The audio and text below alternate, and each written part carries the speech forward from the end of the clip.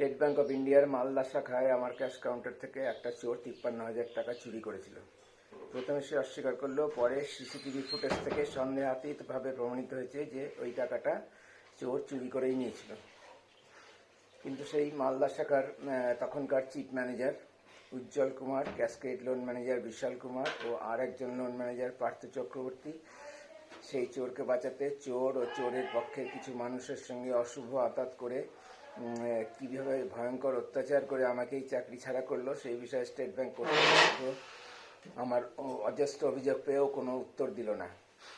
যে এই চক্রান্তকারীদের মধ্যে উল্লেখযোগ্য হচ্ছে চোরের যে চাকরিদাতা, চোর যার কর্মচারী, সেই ব্যাংকের কাছে খুব ইম্পর্টেন্ট কাস্টমার।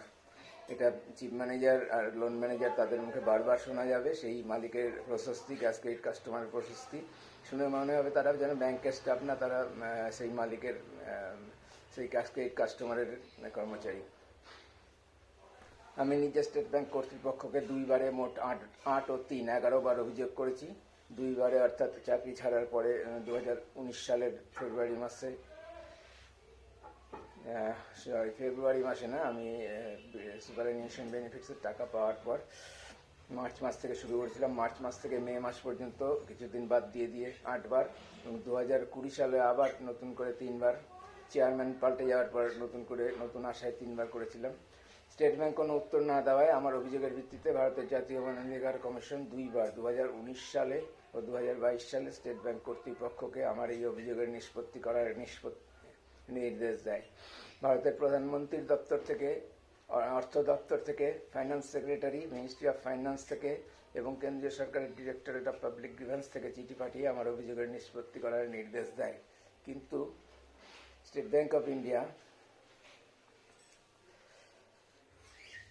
একবারও তদন্ত না করে নো মেরিট কেস ক্লোজড বলে ওই সরকারি ও স্বশাসিত সংস্থাগুলিকে জানায়। স্টেট ব্যাংক অফ ইন্ডিয়া কি ভারতের জাতীয় মানবাধিকার কমিশন, কেন্দ্রীয় সরকারের প্রধানমন্ত্রী দপ্তর, অর্থ দপ্তর, ডিরেক্টরেট অফ পাবলিক গ্রিভেন্স ইত্যাদির নিয়ন্ত্রণের বাইরে? প্রধানমন্ত্রীর দপ্তরকে স্টেট ব্যাংক কীরকম অবহেলা করে তার উদাহরণ হিসেবে একটা কল রেকর্ডের লিঙ্ক দিলাম। আমার আর কোনো উপায় না থাকায় আমি দেশের মানুষকে জানাতে এখানে অকাট্য প্রমাণ সহ নো মেরিটওয়ালা ঘটনা প্রকাশ করলাম। আমার ওপর নির্দয় অত্যাচারের ভয়েস রেকর্ডের সংক্ষিপ্ত অংশ অডিও হিসাবে শোনা যাবে। আমি সেই কথাগুলি লিখিত আকারেও নিচে দিলাম। নিচের লিঙ্ক থেকে আরও অনেক প্রমাণের ভিডিও ও ভয়েস রেকর্ড ও কল রেকর্ড দেখা যাবে বা শোনা যাবে। আসলে যে অডিও রেকর্ডগুলো আমি এখানে ফেসবুকে বা ইউটিউবে পোস্ট করেছি, সেগুলো ভিডিওর আকারে আমি করেছি, অডিও হিসাবে আমি পোস্ট করতে পারছিলাম না, জানি না কোনো উপায় আছে কিনা।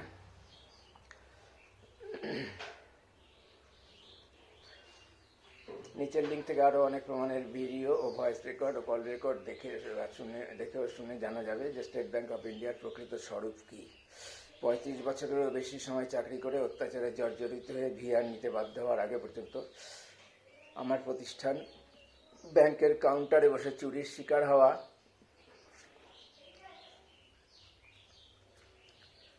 সিসিটিভি ফুটেজে পরিষ্কার প্রমাণ আছে।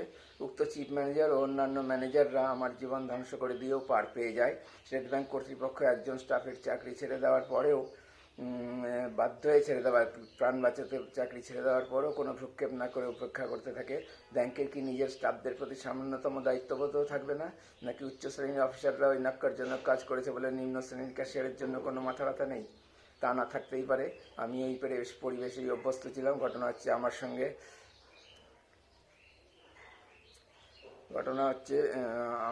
সঙ্গে